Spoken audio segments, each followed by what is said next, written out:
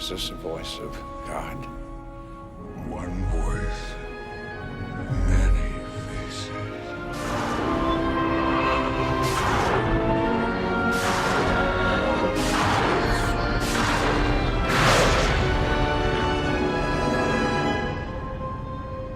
Does this better suit your expectations?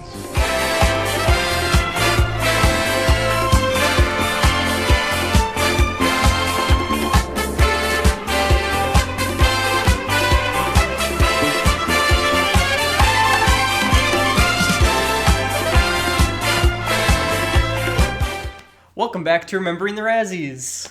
We did it. We made it through the 80s. We did it. Today we watched Star Trek V, The Final Frontier.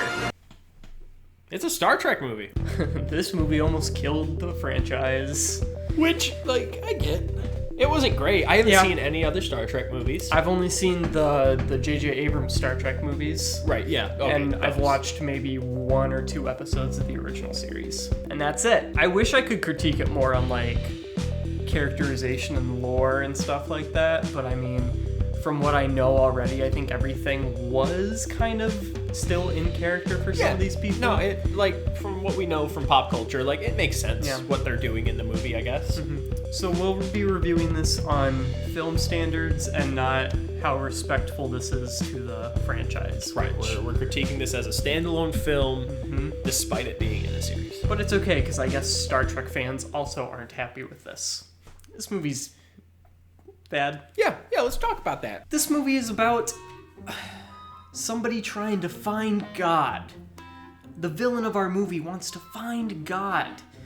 And people don't believe in God, so let's talk about that. Let's talk about that. What the hell? I mean, heck. Oh no. Oh no, you're never going to meet God.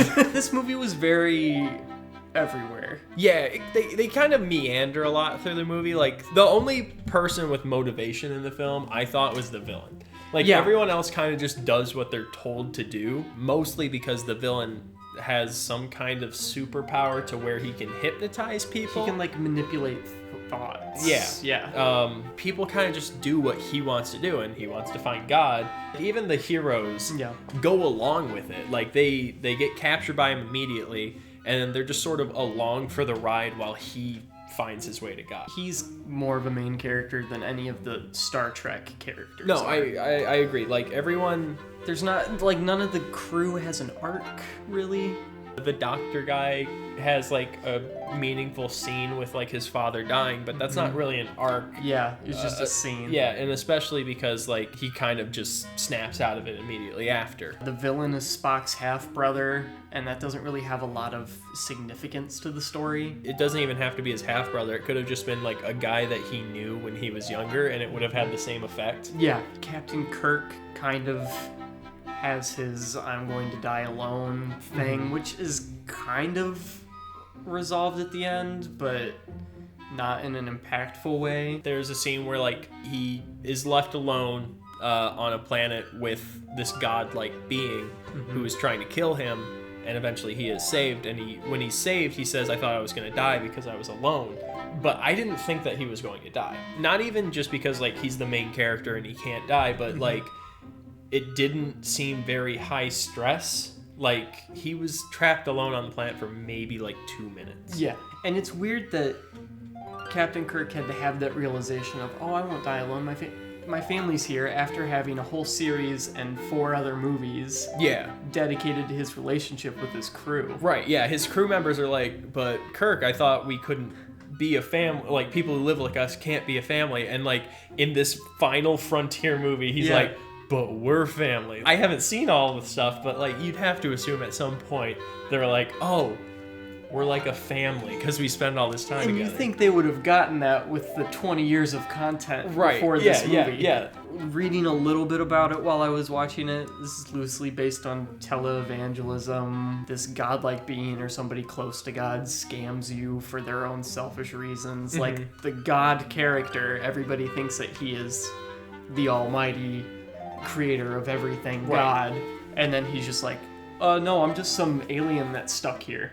The creature isn't even killed or anything. Like, they find out that he's not a god, and then they just kind of bounce. I don't know. There's a couple things that aren't explained in this movie that really need to be. By the time you get to the end of the movie, there should be some sort of self-containment to where you can understand what's been happening. Yeah. Because it does. It goes right back to where it started at the beginning. Mm-hmm. If you were watching all the original Star Trek movies and the series, you could pull this story out and it wouldn't affect the plot at all. Yeah, it wouldn't, because they literally go back to the same place that they they started in the film, and because there's no character arcs, nothing's really changed. It's a very unconsequential film. Yeah.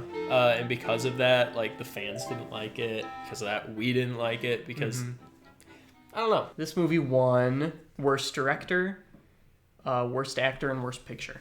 So let's start with Worst Actor for Shatner. He's playing Captain Kirk. Yeah, like, from what I know about Shatner, like, it seemed just like the role that he plays on television. He wasn't even that campy, really. He wasn't. He was just like, he had some funny moments. Like, he had a little bit of charm to him. Like, he was a little fun. He didn't really have anything that complex to act with. No, he was just doing it was the most, like, basic acting job I've seen. Yeah. It's just very middle ground acting. I'd give him, like, if I had to compare him to someone, he's like a B-tier Han Solo. Yeah. Is what he felt like in this film. Shatner also won Worst Director. That one I could give it to him. Yeah. But maybe, because, I mean, let's talk about Worst Picture at the same time. Because I think that this movie, while it was bad, and again, we haven't seen some of the other nominees. Right. But I can't believe that this movie was the worst of the year. I'm sure it pissed off fans enough to where, like, there was a bit of an uproar, but, like, it wasn't terribly offensive. Like, we've seen some really bad movies by this point. I would say this probably feels like it's not as good as Episode 3 of Star Wars, but, like, I feel like this is kind of that kind of placeholder where, like, it's part of the series. It's not that great, but, like, I'm sure some people like this, and, like, it's the plot is convoluted, but it's fine. The ending kind of ruins this. Like, I think there's enough intrigue throughout most of the movie up until like the last half hour where it's like, I want to see how this ends. Yeah. And then it just ends kind of crappy. But, like, I guess that's what it boils down to. I think the story is just bad. Yeah. The story is bad. It's not terrible. Yeah. But it's not like, this is a C-tier movie. For sure. Yeah. Yeah. Want to rank it? I would love to rank it. Okay. So for Best Made, this feels a lot like Rambo. It does. Where it's a decently made movie.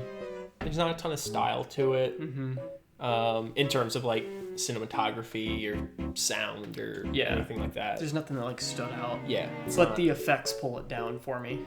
I agree. I would put this probably under Cocktail and above Lonely Lady. I was going to say the same thing. The special effects aren't Howard the Duck bad. No. But the movie itself, it doesn't have any, like, substantial style or anything like that that puts it above Can't Stop the Music for Me. Yeah. How are we at 10? Did I... Oh, because we haven't done Cocktail yet. Yeah. No, we have done Cocktail. Don't worry, I'll cut that. And then Most Entertaining. I thought this movie was kind of boring. I agree. I kind of was falling asleep by the end. Yeah. Fuck, am I going to put this under Howard the Duck? I actually would put it under Howard the Duck. Because at least Howard the Duck is, like, compellingly bad. I wonder if I'd even put it underneath The Lonely Lady. Because The Lonely Lady had us laugh a little bit. I would also put it under Lonely Lady. Boom. There's that. So, Jacob. Yeah. We've made it through the 1980s. Yeah, we have. Do you know what that means? What does that mean, Tristan? It means that we can talk about the worst of the decade. Wow. I feel like this is a formal occasion. I feel like we're not dressed properly for it. So let's... Whoa! Nice tie. Thanks. Nice vest. Thanks. I like Star Wars. I like vests. We're gonna do worst of the decade. And boy, we have opinions. Yes, we do. Do you want to do New Star? I don't know a lot of people who it was like their first movie. We'll skip that. Fuck it. Pia Sedora, way to go. Worst star of the decade. Worst new star of the decade. In Lonely Lady, And Butterfly, I guess. Fantastic. terrible job. Terrible job. You did awful. Jesus Christ. Let's start with worst actor of the decade. Well, first off, they nominated it for John Travolta, fair. Prince, not fair fair. at all. Ryan O'Neal, which we didn't watch any of his movies. Nope. Christopher Atkins, which we didn't watch any of. No, we watched the pirate movie. I take that back. And then Sylvester Stallone. One worst actor of the decade. Do you have a differing opinion on this? Let's pull up our list. I have a worst nomination. Who's your pick for worst actor of the decade? Well, here we can still do like a 3, 2, 1, Yep. and then we'll say what movie they come from. 3, 2, 1. Howard the Duck. No, mine isn't Howard the Duck. I was influenced. I just couldn't find it. Can't Stop the Music. Okay, you'd give it to I'd give it to Jack. I would give it to Jack. He was the first one that we watched, and Jack is offensively terrible.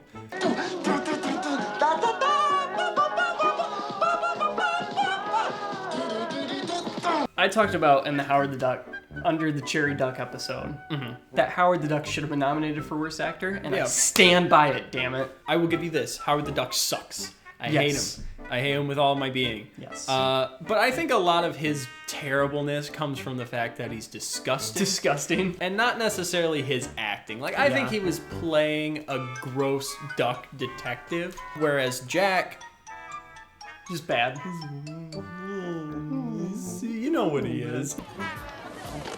My time is now! And I don't think that the voice actor was necessarily bad. Like, Yeah. I think the voice was spot on. Yeah. I just think that Howard the Duck is disgusting. He's gross. Like, Mickey Rourke is disgusting, but I don't know if he's, like, the worst actor. that's fair. Yeah. That's fair. Okay, I'll concede. I'll concede and give it to Steve Guttenberg. Steve I'll give it to Guttenberg. Steve Guttenberg. Worst actor of the year. Decade. Decade. Worst actor of the decade. Congratulations. Steve Guttenberg. Next, we have worst actress of the decade. So the nominees were Pia Zadora for Butterfly and the Lonely Lady, which we've seen. Brooke Shields for movies that we haven't watched. Madonna for movies that we haven't watched, but I believe it. She is Madonna. Faye Dunaway. The only movie we watched with her was Mommy Dearest. And then Bo Derek for Bolero and Tarzan the Ape Man. Maybe not. I think we agree with the Razzies here. I agree with the Razzies. I also agree with the Razzies. Bo Derek was one of the worst performances I think I've seen in my life. She's really bad. I know why she's on film. I know why she's in movies. Yeah, But yes, no, she's the worst of the decade. exactly. I would consider not the worst of all time. Maybe the worst of all time. She sucks. Here we go. Worst picture of the decade. We've been ranking them. We've been counting them up to try and solve this problem. So let's go. The nominees for worst picture of the decade, according to the Razzies, were Star Trek V: The Final Frontier, The Lonely Lady, Howard the Duck, Bolero, and Mommy Dearest as the winner. First off, disagree with the winner. I also disagree with the winner. So on our Razzie list, it's Incon. It is. But I don't know if I would say Incon was the worst of the decade. I also don't think that Incon was the worst of the decade. One, no one really saw it. It was made for TV. Yep. It's just boring. Yeah, I feel like if you are, like we talked about in our review, if you're a fan of history and the war, specifically the Korean War, you might enjoy it. I do agree where it is on our list. It is really terribly made, and it is not entertaining at all. At all. I think that there's a worse I movie. think that there's a worse movie too. 3, 2, 1, Leonard Part 6. Yeah, no. Oh my gosh. I mean, we said it in the video, but Jesus. Oh my God, what a terrible movie. I don't think we've recorded an episode where we were like as low on energy as that day. Keep in mind, that was the day of the presidential election, and I think Leonard Part 6 was the biggest abomination of the night. That was the worst thing that happened to America that day is we watched that movie. I don't know why I don't know why Mommy Dearest you would consider the worst picture of the decade. The biggest fault with Mommy Dearest, well, I mean, the acting was bad. It's just boring. It's boring and a little bit hammy. You can criticize it a little bit more specifically because, like, you know these people, like, they were alive at some point, and some people probably remembered this happening, but like, it's not the worst picture. No. The fact that Leonard Part 6 wasn't even nominated is insulting to the fact that I had to sit through it. It is upsetting. Yeah. I mean, obviously we would knock Mommy Dearest off of the nominations. Honestly, I think you could even take Star Trek 5 off of there. For sure. Like, Yep. it's middle of the road. The I'd rest of them probably even take The Lonely Lady off. I would agree. Howard the Duck, Bolero, and Leonard Part 6 are on another level. Oh gosh. They're just so bad. Wow. Wow. What a decade. What a decade. Thanks for joining us through the 80s. We're going to start the 90s soon, but we're going to take a little break. The holidays are coming up. We probably won't be releasing new episodes until sometime in the new year. Are you curious about what our next film will be? I would love to know what our next film would be. I think it's going to be films. I think we're going to start the 90s with another Double feature? miserable double feature. But wait, we're done with the decade thing. We should change back. Just kidding, let's not do that. We're doing The Adventures of Ford Fairlane and Ghosts Can't Do It. Another John Derek feature. I am big excited. The 90s are going to be fun. I know some movies that were nominated and won in the 90s, so this will be an interesting decade for us. I'm also really excited. I know that cinema, the quality of cinema from the 80s to now just keeps going up. It just keeps going up. I think movies in general are going to be good. I don't think there's going to be any bad Razzie movies in the 90s. Of course not. Because cinema is just building and compounding in its goodness. Bunch of Cherry Moons and Star Trek 5s. Yeah. We'll never get something like Bolero again. Good thing Bo Derek died in 1989, so we'll never have to watch another one of her movies. So join us next year when we start our trek through the 90s. A Star Trek, if you would. Throw up all the patrons. Mom.